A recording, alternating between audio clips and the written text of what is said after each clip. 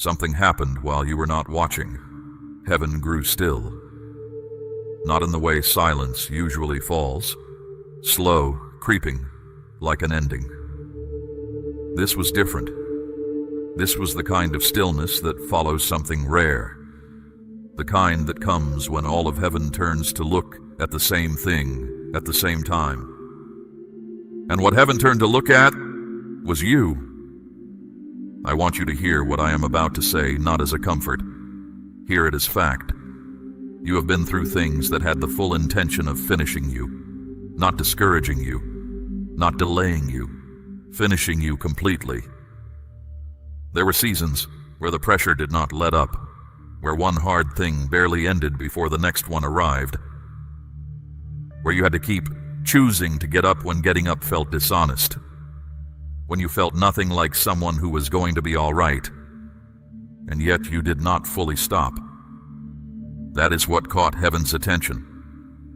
Not your best days, not the moments when you had it together.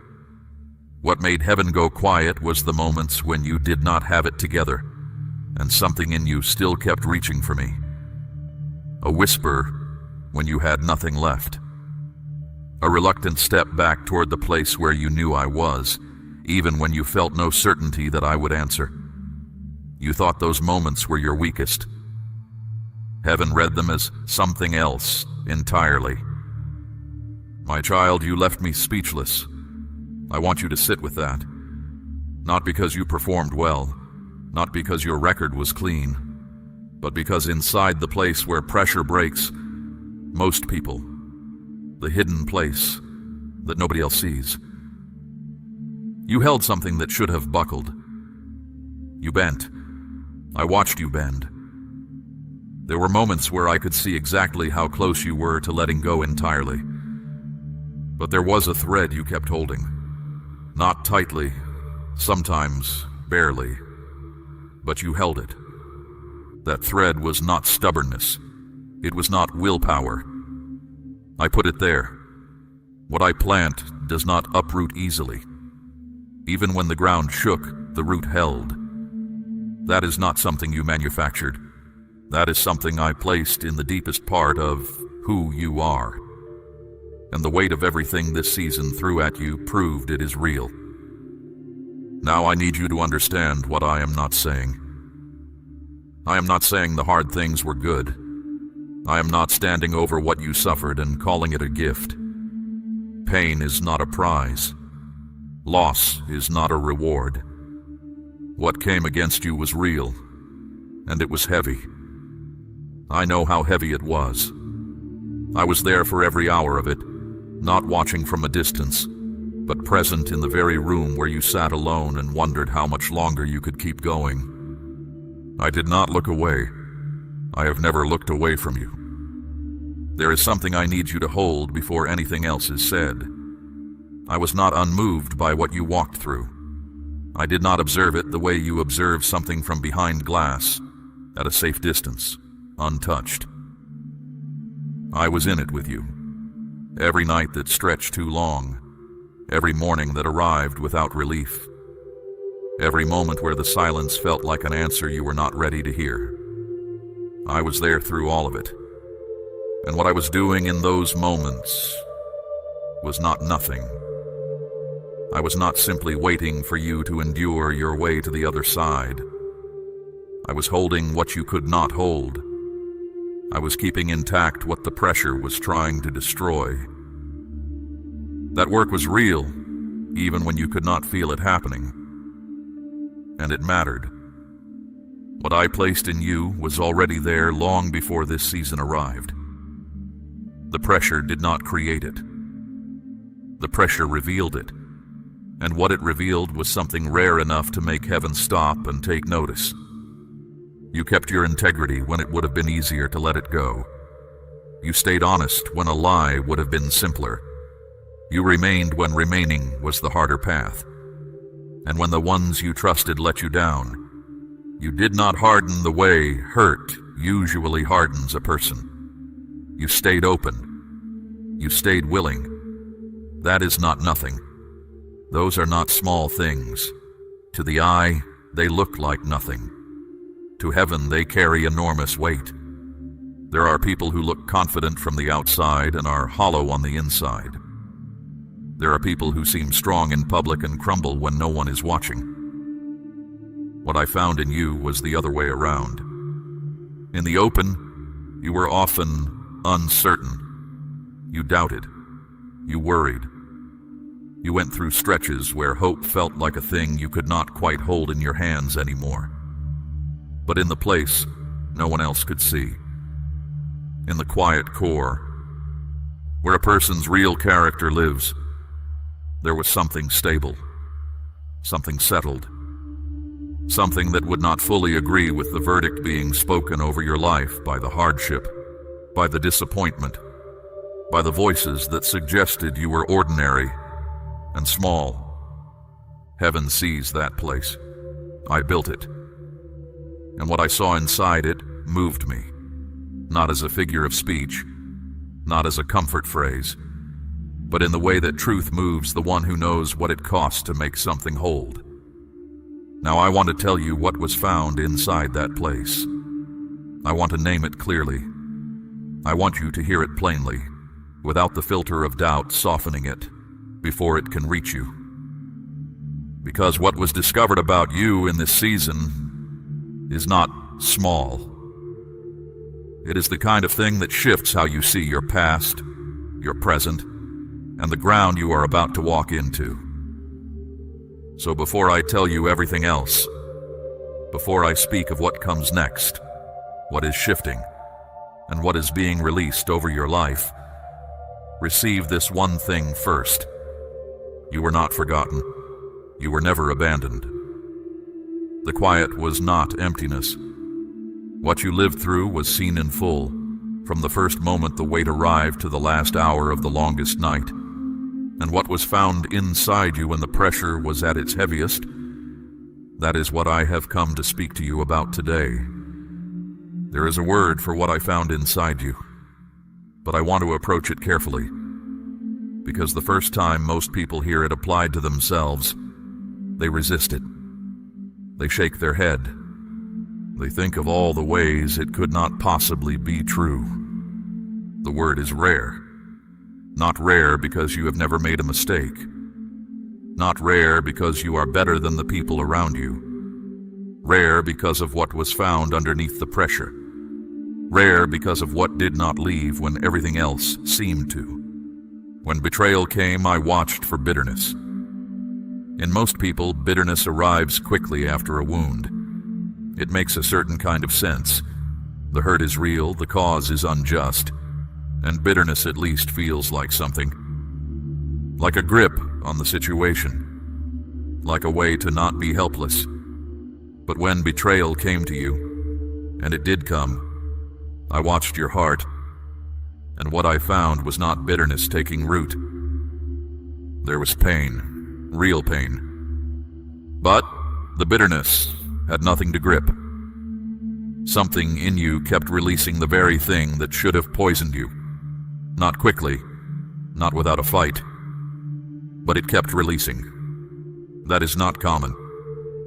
When silence stretched on longer than you expected, when answers did not come and explanations did not arrive, I watched for what fills that space in most people's hearts.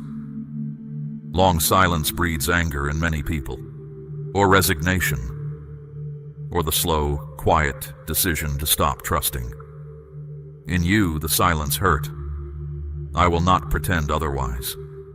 But underneath the hurt, you kept something alive that most people release in those seasons. You kept reaching. Small, quiet, sometimes barely a reach at all. But you did not go fully silent on me. You kept the line open even when you heard nothing back. That is the kind of faith that counts, not the faith that praises loudly when things are good. The faith that sits in a dark room and whispers my name anyway, not because it feels anything, but because it refuses to let go completely. I found loyalty in you, where others left.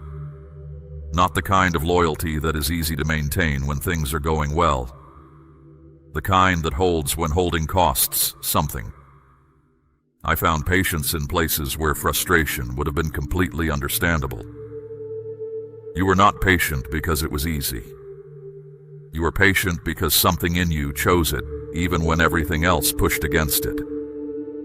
I found kindness still operating in you after you had been treated without kindness. You still chose to be gentle when you had every right to harden. You did not perform that softness for people to observe. I watched it in your private choices, in how you treated others when no one was grading you, in the decisions you made when the only witness was yourself and me. That is the real measure of a person, not what they do on display, what they do when they are alone and tired and the easier wrong is available. And I found something else, something even harder to hold on to after the kind of pain you walked through. I found that your ability to feel with other people did not close down.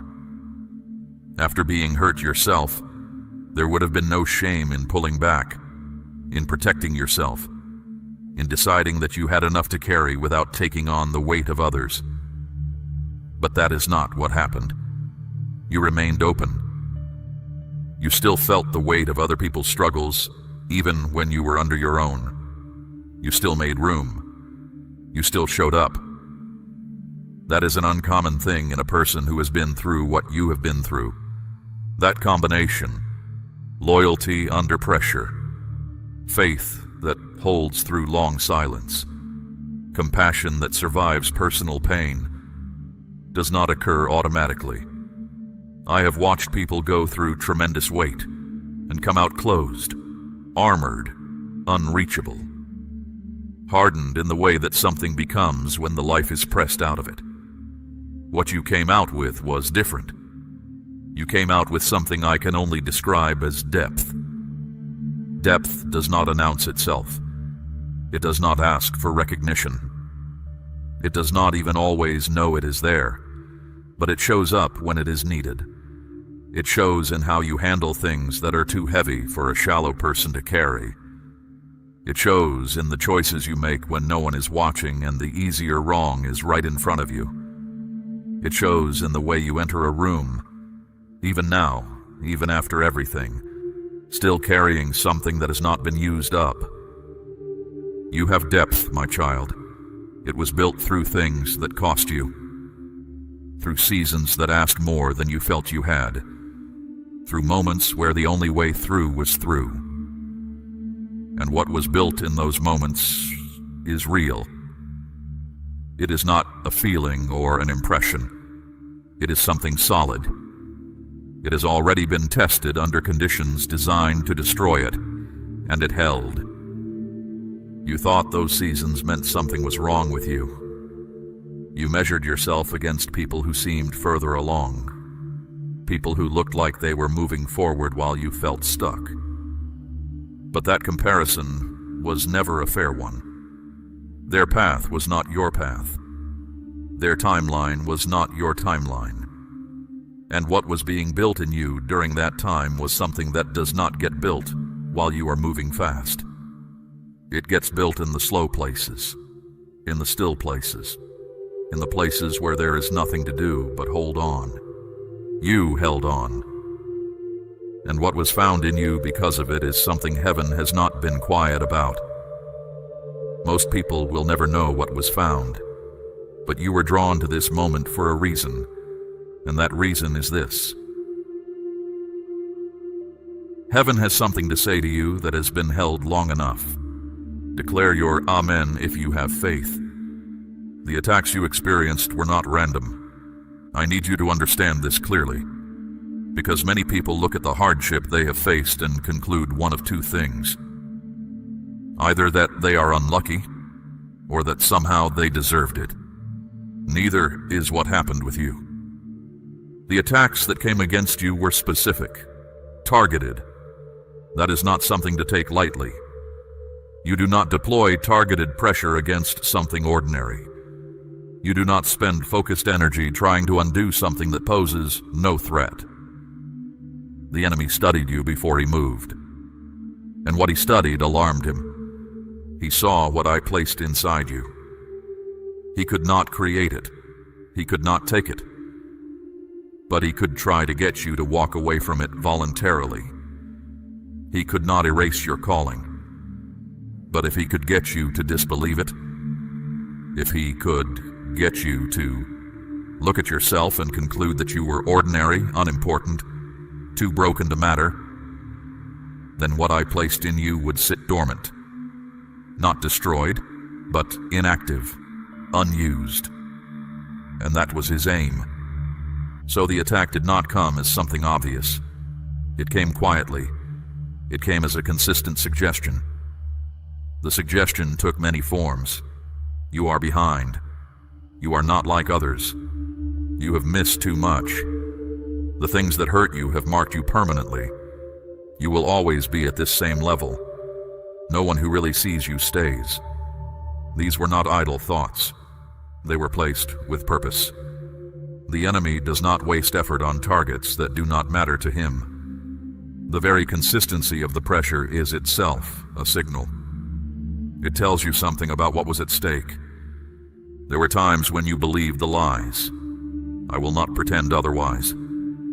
There were seasons when you looked at yourself and what you saw was mostly the damage. When you measured yourself against others and came away feeling small. When the whisper that said you had been passed over felt more real than anything I had told you. You almost settled into that conclusion. You almost signed your name to the sentence that said you were finished, but you could not fully commit to it. Every time you moved close to accepting the worst as permanent, something would resist. Not loudly, sometimes just a flicker, a reluctance, an unwillingness to completely let go of the possibility that the story was not over. That resistance was not yours alone. It was also mine. I kept a thread of truth alive in you even when the lies were loudest. I would not let the truth about who you are be permanently buried under a deception, because what I placed in you is real. And real things do not respond to the enemy's authority. He had access to your circumstances. He never had access to your core. So the lies came in through the side doors. He used comparison, placing people in your view who seemed further along, more confident, more established. And slowly, comparison did what comparison always does. It made you measure progress on a scale that was never designed for your path. You started judging your timing by someone else's calendar, your worth by someone else's visible results. And that is an impossible way to measure anything real. He used shame. Shame for choices made in harder seasons. Shame for the gaps. Shame for what you had not yet done, for what you had not yet become. Shame is a specific kind of attack. It does not just say you did something wrong. It says you are something wrong. There is a difference. Conviction points to a specific thing and invites correction. Shame points to your whole person and invites you to disappear. That was the aim, to make you pull back, to make you feel that the best thing you could do for everyone was to make yourself smaller. But what I put in, you cannot be taken away. Not by the weight of your history. Not by the mistakes that live in your past. Not by the disappointment that came through people who should have been safe.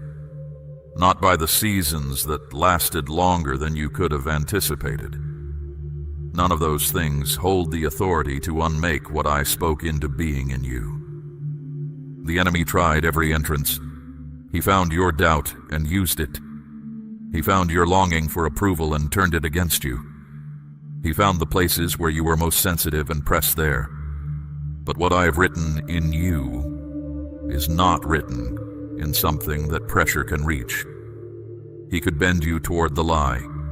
He could not get you to swear allegiance to it. And that made all the difference.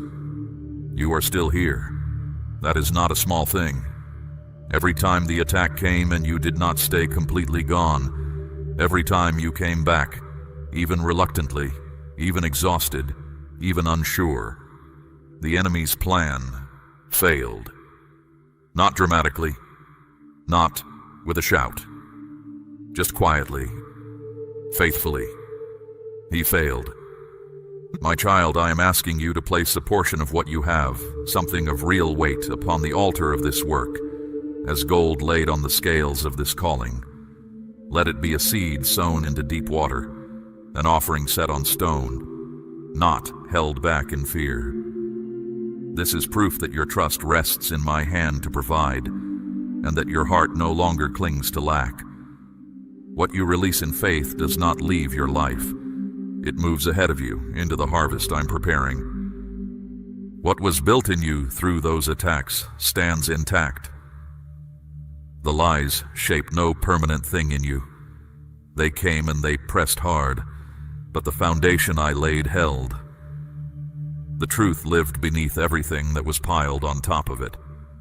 And because it is still there, undestroyed, uncancelled, it is now free to rise. I need you to understand something that might have caused you pain at the time. The truth I am telling you now, I have known it the whole time. It was never hidden from me. And there were moments, seasons even, when you cried out and asked me to show you who you were, to confirm your worth, to tell you plainly what was happening and why and where it was all going. And I stayed quiet. I want to explain that silence to you now, because you deserve the explanation. Revelation does not travel well to a heart that is not yet ready to carry it. That is not a criticism of you. It is a matter of structure. If I had spoken this truth to you too early, before the shaping, before the stretching, before you had learned to distinguish between approval from people and direction from me, it would not have helped you. It would have worked against you. And I will not do things that work against you, even when they feel like the thing you need most in the moment. There are two ways early revelation can damage a person. The first is pride. When someone learns something true and significant about themselves before their character is ready to hold it, the truth curls in on itself and becomes arrogance. They begin to perform an identity rather than carry one. They stop needing me because they feel they now have an answer about themselves. The very word I meant to anchor them becomes a trophy they hold over others. That is not what I intended for you. What I was speaking over your life was always meant to ground you, not elevate you above people, but root you deeply enough to stand beside them and serve them with what you carry. The second is fear. For some people, hearing the size of what they carry before they are grounded enough to receive it is simply too much. They retreat. They convince themselves it cannot really be them. They run from the word rather than grow into it. And running from it leaves them more lost than not knowing it at all. I watched you carefully through this season. I watched whether difficulty was making you humble or making you brittle. I watched whether silence was deepening your trust or feeding resentment. I watched the quiet work that was happening in you below the surface where no one else could see, where no one was applauding or even aware that anything was being built. And what I saw told me that the shape of your character was moving towards something that could hold this truth. Your humility was becoming real, not performed for others, but genuine. Your patience was becoming steady. Your need for me was growing bigger than your need for recognition. Those shifts matter enormously, because a person who needs me more than they need attention can carry revelation without it distorting them. The silence was not neglect. It was precision. I was not absent from you. I was doing something more important than speaking. I was forming the vessel so that what I poured into it would hold. You felt delayed. I understand that. From where you were standing, it looked like standing still while others moved forward. That experience was real, and I am not dismissing it. But delay is not denial. A thing being carefully formed takes longer than a thing being rushed. What I was building in you was never going to be rushed. The depth I placed in you requires time. You cannot fast-forward roots. You cannot skip the invisible work and arrive at visible fruit with anything real beneath it. The process had to be honored. So I honored it. And I want you to know I understood what that silence cost you. I did not take it lightly. The silence also kept you safe in a way you could not have recognized at the time. Some things placed in the light too early are consumed before they are strong enough to hold their ground. Some flames lit in the wrong season are put out before they can grow into fire. I was not withholding something good from you. I was protecting something good from being exposed before it was ready to hold up under what would come against it. The seasons that felt like nothing was happening, those were not empty. Things were happening in you during those seasons that could not have happened any other way. When there were no outward signs of movement, there was inward work. When there was nothing visible to show for the time, there was something invisible being secured. You were being formed in the way that real formation requires. Slowly, quietly, without applause, without an audience, and you did not waste those seasons. Even when it felt like you were simply enduring them, something was being laid down in you that will outlast every difficulty that placed you there. Now the form is ready. The character can carry what the calling requires. The humility is in place to hold the truth without it becoming distortion. The depth is there to receive revelation without it becoming pride. And that is why I am speaking now. Not sooner, not later. Now. The timing was never cruelty. It was care. Your worth was never in question. It was settled before you ever had to prove anything. What I was waiting for was the right moment to hand something into hands that were ready to hold it. And those hands are now ready. There is something I want to add that I do not want to pass over. The silence was never about your performance. It was never a withholding based on whether you had done enough or believed strongly enough. Your worth was never the variable. It was settled before you ever had to prove anything to me. What I was holding back was not a verdict on your value. It was a timing decision about what you were ready to receive. And now you are ready. You are not the same person you were at the beginning of this road. You have learned things that cannot be learned any other way. And what I am placing in your hands now will not be wasted on what you have become. I want to bring you back to something simple and say it clearly enough that it reaches the place where the doubt lives. You are not who the hardest things tried to make you. That sentence is not inspirational language. It is a statement of fact. The hardship that came against you had a specific intention: to define you, to narrow what you believed about yourself down to the size of the worst things that happened to you, to let failure become your name, to let rejection stamp an identity on you that would follow you quietly into every new beginning and whisper that you would get the same result again. That did not succeed, not because you are stronger than everyone else, not because you did everything right. It did not succeed because what I wrote into you is not written in something that hardship can reach. I did not plant your identity in your circumstances. I did not rest it on your performance. I did not build it on the opinions of people who looked at you and saw less than what was really there. I placed who you are at a depth that the surface of life cannot touch. And because of that, the repeated attempts to write over it did not take. The rejections did not stick at the level where your real identity lives. The failures added to your experience, but they could not add to your definition. The seasons when you felt invisible did not erase the truth of what you carry.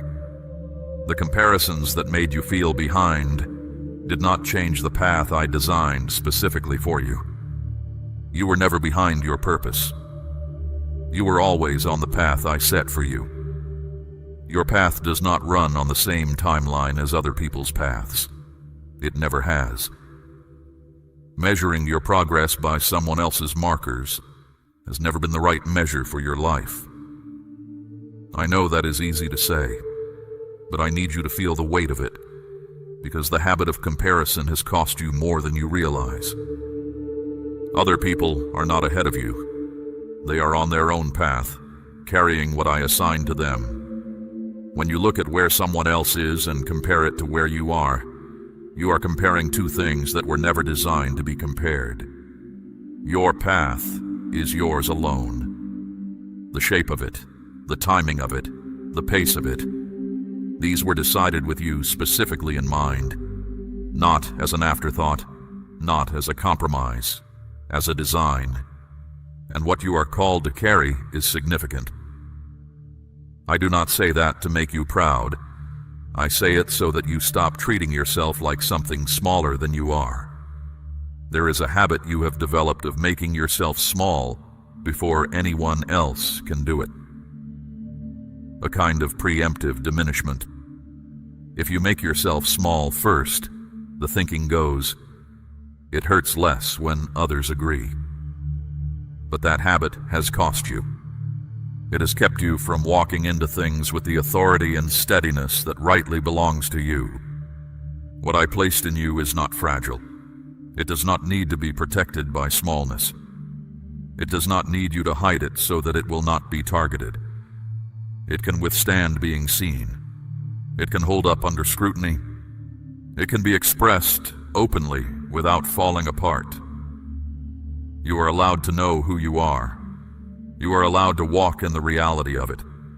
Not loudly, not in a way that announces itself or demands recognition, but steadily, with the quiet certainty of someone who has settled the question of their own worth.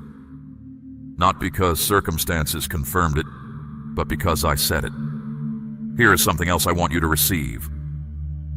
The things that felt like they were working against you did not diminish what you carry. They confirmed it. A person carrying nothing is not worth targeting. What came against you told you something about what was ahead, that there is something real at the end of this road worth protecting. You made it through the attempts to define you by your worst seasons. You are here, on the other side of the pressure, and what you carried is intact. That is not a coincidence. That is what happens when what is inside a person cannot be reached by what is outside them. What I put in you cannot be taken away. Let that settle. Let it go down into the parts of you that still half believe the old things. Let it reach further than the surface. You are not who the hardest things tried to make you. You are who I say you are. And what I say about you has not changed. Declare, I receive this today if your heart is open. I also need to address the way you speak about yourself, because what comes out of your mouth about who you are matters more than you have been giving it credit for. There is a pattern that happens when someone has been through a long season of pressure. They start to agree with the language of the season. They say things like, I am so far behind. I am not sure I am cut out for this. I have never been good at trusting. I am always the one who gets left. These words feel honest because they feel like what the evidence shows. But they are not describing the truth of who you are. They are describing the story the hardest seasons tried to write over you. Stop using those words. Not because the feelings are not real. The feelings are real. But feelings are not definitions. What you experienced is real. But experience is not identity. You are not required to narrate your life using the language of the worst things that happened in it. Start speaking differently about yourself. Not with grand declarations you do not yet believe. Just with corrections. When the old language comes, and it will come, interrupt it. Say quietly, that is not who I am. Heaven has said something different, and let what I have spoken today be the counterword. You are rare. You are faithful. You held when holding cost you something. Those are the words that match what was found in you. Those are the words I am speaking over your life today. And what I speak does not return empty. There is a shift underway, and I want to prepare you for it. What was built in secret is not going to stay hidden forever. That is not how I work. I do not build things in the dark to leave them there permanently. The hidden season had a purpose, and it has served that purpose. But what was formed in you during the quiet time was not formed to remain quiet. It was formed to be expressed, to go to work, to do what it was designed to do. I want to be careful about what I mean when I say a season of visibility is coming, because this phrase can be misunderstood, and I do not want you chasing the wrong thing. I am not promising fame. I am not guaranteeing that the world will take notice of you in any particular public way. That kind of visibility is not what I am speaking about here. What I mean is something simpler and more significant than that. The things you carry, the depth, the steadiness, the compassion, the quiet authority that was formed in you through pressure, these things are going to be needed. They are going to be called upon. Situations are going to arise around you that require exactly what was built in you through the hardest seasons.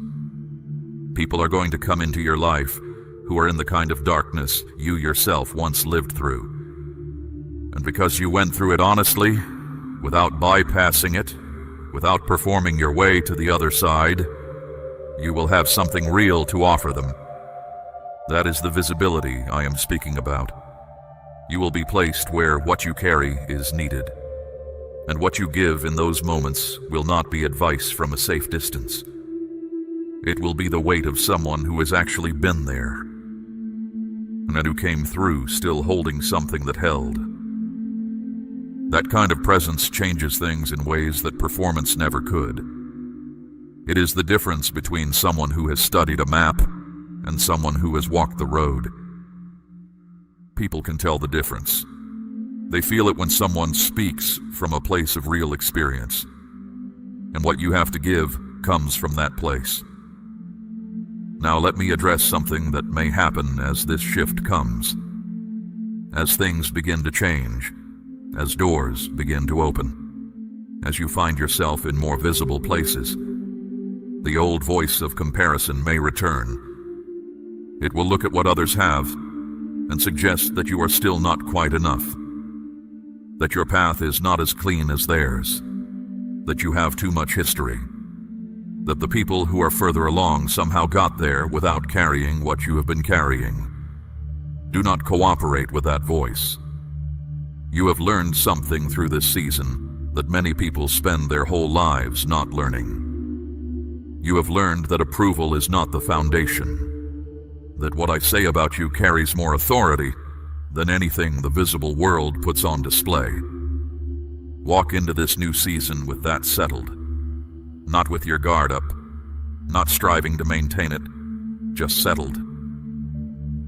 The way a person walks into a room when they know they belong there, not announcing it, not defending it, just at ease in it. What was built in silence will speak in the open. What was formed in hiddenness will be expressed in the light, and it will carry authority precisely because it was not manufactured. It was forged. It was tested before it was released. That is why it will hold up under pressure, because it already has. Go forward without competing. Go forward without performing. Go forward the way I shaped you to go, with depth, with steadiness, with the kind of quiet confidence that comes from knowing who you are not, because the world confirmed it, but because I said it. There is something I want to place before you as this season turns. I want you to understand the weight of what is shifting. This is not a small change in direction. This is the ground moving under the whole of your life. The things I planted in the quiet years are ready. The roots that formed in the dark are ready to feed something that will stand in the open. Do not minimize what is coming. Do not shrink back from it because the scale of it feels unfamiliar. You were built for what is coming. The shaping was intentional. The stretching was specific. The things I allowed were not random. They were the precise conditions needed to form what you now carry. And what you now carry is exactly what the next season requires. So go, with steadiness, with depth, with the quiet authority of someone who has been through the fire and discovered that what I placed in them did not burn. Say yes, if you are ready to walk forward. I also want to say something about what you will find on the other side of this shift that you may not be expecting. You will find that the things you thought disqualified you are exactly the things that make you credible. The places where you struggled are the places where you will be most trusted to speak. The seasons where you felt most invisible are the seasons that will give your words the most weight. This is not the way the world works. The world values the polished and the presented. But I work differently. I use what the world overlooks. I place weight in what the world passes by. And the person who stood in the quiet places and did not quit, that is the person I trust to carry what needs to go further. You are entering a season where what you have been carries more authority than what you have performed. Let that register. Let it settle into the way you see yourself and what you bring. The hidden season has done its work. What was formed is ready. And the one who formed it says, go. I want to close by bringing you back to where I started, because it matters, and I do not want you to move past it too quickly. You left me speechless, not in a theatrical way, not as a phrase chosen to make you feel good. I mean something very specific by it. When I look at the whole of what you walked through, not the best parts, not the easy stretches, but the full weight of the hardest seasons, the long silences, the moments when everything around you said to stop. And I look at what did not leave you, what held in the center of all of that. I am moved by it in a way that words do not capture cleanly. You are stronger than you have allowed yourself to believe, not stronger in the sense of being unmoved. You were moved. I watched it. You were shaken, pressed, worn down, confused, hurt by things and people that should have been safe. Your strength is not the strength of someone who felt nothing. It is the strength of someone who felt everything and still did not break at the core. That is a different kind of strength. It does not look impressive from the outside. It does not make noise. But when the pressure is real, and the cost is high, and the easy exit is right there in front of you, this is the strength that stays. And staying, when staying costs you something, is the only measure that ultimately matters. My child, I need you to change how you speak about yourself. Not dramatically, not with declarations that feel hollow. Just stop using the words that do not match what I have told you today. Stop saying you are weak when you have carried things that would have broken most people open. Stop saying you are forgotten when I have been watching everything. Stop saying you are behind when your path was never meant to match anyone else's pace. Stop agreeing with the language that the hardest seasons tried to make permanent. Those words describe the attack. They do not describe the truth. Speak more carefully. When the old language rises, and it will, let what was spoken today interrupt it. Quietly, steadily. That is not who I am. Heaven has spoken something different over me. Let the correction be simple and firm. Let it be a settled decision. You are not behind. You are on the path I set for you. You are not forgotten. I have had my eye on you through everything. You are not too broken. What broke the surface did not reach what I anchored at the center. And you are not ordinary. What was found inside you when the pressure was at its worst is the kind of thing that makes heaven stop and take notice. Hear this clearly. This message is for you. Not for someone who has it together more than you do. Not for someone who has believed longer or struggled less. This is for you, the person who is here, in this moment, carrying exactly what you are carrying, with exactly the history you have. I am not speaking to a polished version of you. I am speaking to the real one. And the real one is exactly who I am saying all of this about. The quiet is over. What was formed in the hidden places is ready to move into the open. What was built in you belongs to the next chapter of your life. Carry it with the steadiness that was forged in you. Carry it with the humility that the long seasons produced. Carry it with the quiet confidence of someone who knows they did not make it through alone, and knows they will not be alone in what comes next. Before you go, I want you to take a moment, right now, wherever you are, and let what just happened settle in you. You received a word, not from someone who observed you from the outside and offered a general encouragement. A word spoken from the one who built you, from the one who has seen the inside of every season you have walked through, the ones you told people about, and the ones you never told anyone about, from the one who found something rare in you when you thought there was nothing there worth noticing. Let it reach you. Let it go past the surface where the old habit of dismissing good things lives. Let it go down into the place where doubt has been living. Let it speak there. Let it begin the work of replacing what was never true. You are rare, not as a compliment, as a fact.